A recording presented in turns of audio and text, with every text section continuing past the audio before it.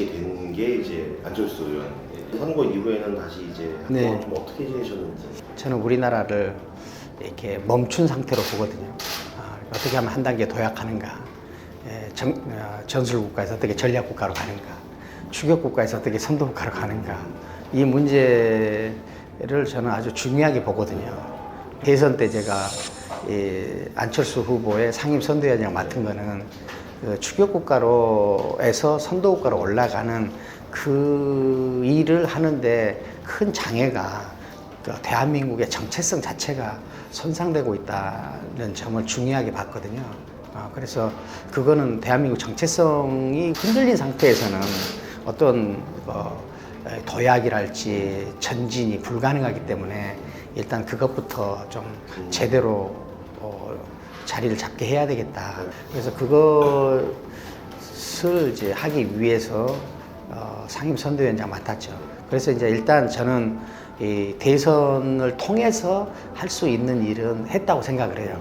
이게 저는 제 입장에서는 이 단일화를 통한 정권교체, 일단 그걸 했기 때문에 합당한 날 저는 이제 한평으로 내려갔습니다. 한평에 내려가서 계속 해오던 일을 계속 한 거죠.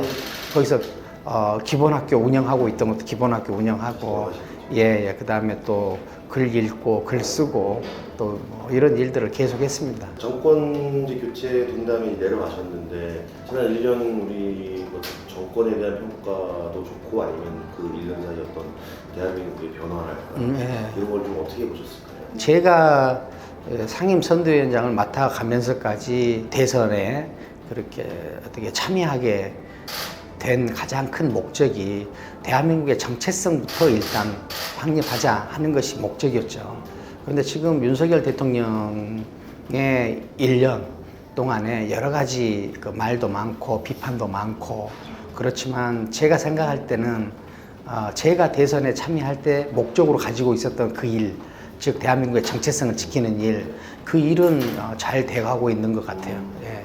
교수님께서 말씀하시는 대한민국의 정체성, 올바른 정체성이란 거는 어떤 걸까요? 국가는 헌법을 기본으로 한 배타적 집단이죠. 그런데 그동안에 우리나라에서는 국가를 중심에 놓지 않고 오히려 민족을 중심에 놓고 통치를 하는 경향이 있었습니다. 그런데 이 민족은 상상의 공동체고 프랑스 혁명 이후에 근대국가 혁명 과정에서 극복이 된 문제거든요. 그런데 이 민족 문제를 잘 극복하지 못한 독일은 히틀러라는 정권을 탄생시켰단 말이에요. 그래서 이 민족관념을 극복하고 이 국민관념을 중심에 두면서 이 지금의 근대 국가가 형성이 됐습니다. 그런데 우리는 식민지 시대에 그 일본과 대항하기 위해서 갖는 민족관념을 중심에 놓고 이 일본과 어떤 저항을 했죠. 그런데 이제 해방이 되고 나서 우리가 국민국가를 형성했음에도 불구하고 민족을 중심에 놓고 국가를 오히려 소홀히 한 예가 있단 말입니다.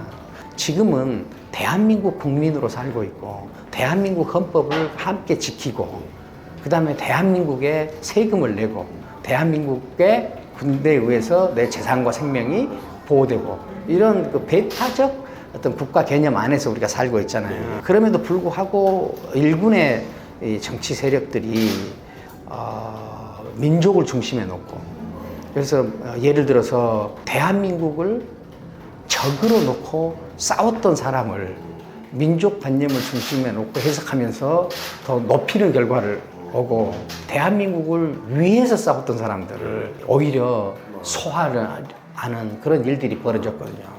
이 국가를 통치하는 사람들은 대한민국을 중심에 놓고 해야 된다. 그런데 그것이 많이 손상이 됐고 대한민국 헌법을 중심에 두지 않고 민족관념을 중심에 두고 하면은 자기 스스로 어떤 그 인식의 불일치 현상이 나타납니다. 정책이나 이런 것에서 계속 혼선이 빚게 되고 비효율을 낳게 되죠.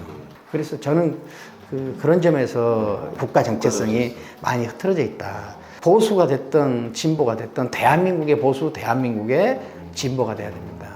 구체적으로 하면 우리 헌법이 지향하고 있는 바가 대한민국은 이제 자유민주주의와 그렇죠. 시장경제를 그렇죠. 예. 기본으로 한다. 기본으로 하고 또 뭐 세계 예. 평화의 문제 뭐 이런 것도 있죠. 예. 이런 것들이 이제 말씀하시는 어떤 대한민국의 정체성. 그 자유민주주의와 시장 경제라는 기본 틀 속에서 헌법이 형성됐고 그 안에서 우리 국민의 삶들이 영위되고 있잖아요. 물론 그것이 자유민주주의에 문제가 있을 수 있죠. 그러면은 자유민주주의를 수정하거나 자유민주주의를 어떤 보완하거나 하는 방식으로 개선이 돼야지 자유민주주의와 다른 사회 시스템으로 이 체제를 바꾸려고 시도하면은 안 되죠. 우리는 그동안에 매우 이분법적 선택을 해온 경향이 있거든요. 그러니까 박정희 대통령이 문제다.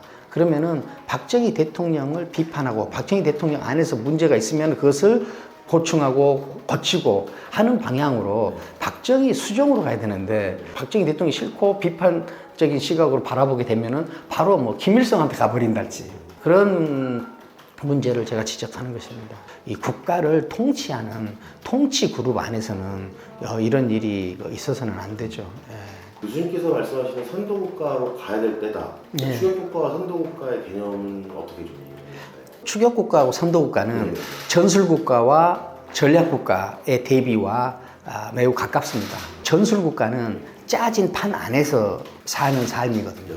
그런데 전략국가는 자기가 판을 짜면서 살아가는 거죠. 그러니까 더 독립적이고 더 주체적이고 더 자유로운 상태입니다. 추격국가는 누군가가 만들어 놓은 것을 그대로 수용하거나 그것을 답습하거나 따라가면서 사는 거죠. 그런데 선도국가는 누군가를 따라가거나 추종하는 삶이 아니라 자기가 자기 삶을 결정해가지고 그것을 그대로 밀고 가는 삶이란 말입니다. 어떤 의미에서는 더 자유로운 상태를 꿈꾸는 단계죠. 근데 이 더 자유로운 상태가 되려면은 일단 그 산업이 형성해야 되고, 그 다음에 또 그 산업이 형성하려면은 공정 시스템이 유지돼야 되고, 이 공정 시스템이 유지되려면 시민의 교양이 올라가야 되고, 이런 사회를 우리는 창의 국가 이렇게 말하지 않습니까? 어느 단계가 더 자유롭고 어느 단계가 덜 자유롭고 이런 보편적인 분석도 가능하지만 더 중요한 것은 우리는 추격 국가로 사는 삶으로는 도달할 수 있는 가장 높은 단계에 이미 도달했다는 거예요. 근데 이 도달한 상태에서 우리가 흔히들 피크를 찍었다고 그러죠. 이 피크를 찍은 상태에서 다음 단계로의 도약이 없으면 여기서부터 급격히 추락하게 되거든요. 지금의 번영이 앞으로도 계속 될 거라고 확실히 믿고 있는 것 같은데 그 번영이 계속되지 않을 수도 있습니다. 왜 그러냐면은 이 시선이 올라가야 될 때 올라가지 못하면은 추락한다 하는 거는 이 역사 속에서 다 증명이 됐거든요. 지금은 전략적인 물건이 반도체라고 이야기하지 않습니까? 지금은 반도체를 잘 생산하는 나라가 선도국가로 올라갈 가능성이 크잖아요. 그런데 1800년 후반부터 세계 전략 이 산업은 지하철이었어요. 도쿄의 지하철이 1923년인가 생겨요. 1923년인가 24년인가. 부에노스아이레스, 아르헨티나 수도 부에노스아이레스의 지하철이 1917년에 생깁니다. 그러니까 도쿄보다 14년 정도 지하철 건설이 빨랐죠. 전략적으로 앞서 있었던 거죠. 그런데 아르헨티나가 전술 국가로서의 시선을 전략 국가로 시선으로 교체하는 데 실패하고 추격 국가의 시선을 선도 국가 시선으로 바꾸는데 실패합니다. 그래서 이렇게 쭉 추락하죠. 지금 우리나라는 추격 국가에서 선도 국가로 올라갈 수 있느냐 없느냐 이 경계선이 있어요. 전술 국가에서 전략 국가로 올라설 수 있느냐 없느냐 이 경계선이 있단 말입니다. 여기에 지금 굉장히 기회와 어떤 위기가 지금 동시에 공존하는 그런 상태에 우리가 있는 것 같습니다. 교수님께서 방금 말씀하신 단어 중에 이 시각의 전환이 필요하다고 하는데 그러면 이걸 나눠서 좀 여쭙겠습니다. 그럼 이제 이 정치 지도자들, 정책 기관자들은 어떤 거를 시각을 돌려야 될까요? 그 시각을 돌린다는 게 구체적으로는 근데 정치 기반자들에게 어떤 식으로 좀 적용이 될까요? 그러니까 저는 이 정책이랄지 그다음에 제도랄지 이런 것을 만드는데 미숙하기 때문에 도약하지 못하는 게 아니에요. 그런데 보십시오. 제도가 만들어졌다고 해서 그것이 잘 운영이 되지 않거든요. 정책이 만들어졌다고 해서 운영이 되지 않거든요. 그럼 왜 안 되느냐? 여기서 이 정치가 잘못되고 있기 때문에 그렇습니다. 굉장히 유치하게 들릴 수도 있지만 정치가 근본으로 돌아가야 돼요. 정치는 말로 하는 거거든요. 그러면은 말에서 가장 중요한 건 뭐냐? 지금까지는 말의 내용만 따지고 했는데 이제는 어디냐면 말을 믿을 수 있느냐 없느냐 신뢰를 따지는 정치인들이 정책을 입안하고 정책이 운용되게 제도를 만드는데 그 사람들이 잘 말에 신뢰가 없는 상태에서 그것을 만들면은 제대로 될 리가 없죠. 이 점프가 안 되냐면은 이때는 이제 사람의 문제가 되거든요. 부패가 해결이 안 되면은 이 일은 일어날 수 없어요. 뇌물 줄 때 이 뇌물보다도 내 존재의 자존감, 내 존재의 가치 이것이 더 중요하다는 것을 알아야만 돼요.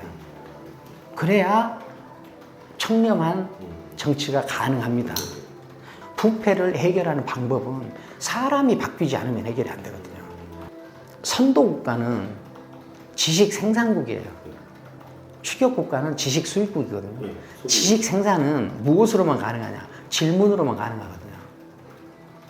그런데 대답으로는 절대 지식 생산을 할 수가 없어요.